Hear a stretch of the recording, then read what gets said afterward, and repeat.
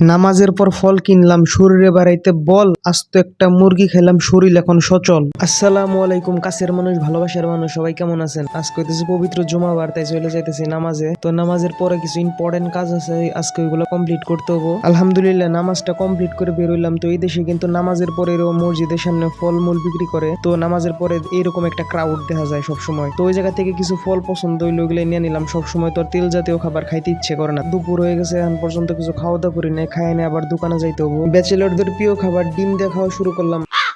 আজকে যদি বিবাহিত হইতাম তাহলে খাইতাম গরুর মাংস। ঝটপট খাওয়া দাওয়া করে চলে আসলাম দোকানে হালকা পাতলা কাজ আছে, আর আজকে একটা ডেলিভারি আছে। রাত্রে চলে যাবো পাঁচামালামে, ওই জায়গা থেকে খাবার কিনা খামো। সো আজকে রাত্রে আর কোনো রান্নার প্যারা নাই, চিল। এই জায়গায় যে কত কিছুই বিক্রি করে, আমি মাঝে মাঝে কনফিউজড হয়ে যাই, আমি এই জায়গা থেকে কি কিনবো আর কি কিনলে ভালো হবো। আইলাম জার্সির দোকানে, তা আমার সাইজের জার্সিটা বলে নাই, সব সাইজই আছে, এল সাইজ নাই। আসলাম একটা আস্ত মুরগি বাজির দোকানে, এটারে কি দেখামো চিন্তা ভাবনা করে নিলাম একটা ভাত।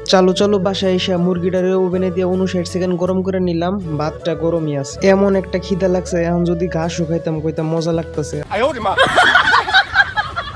আসলে খিদা যখন লাগে তখন তো সবকিছুই মজা লাগে, তাই না? তো নতুন করে আর কিছু বললাম না। সবাই ফলো করে দিবেন এবং দয়া করে লাইক কমেন্ট করবেন, ভিডিওগুলো কেমন হয় জানাবেন। Thank you.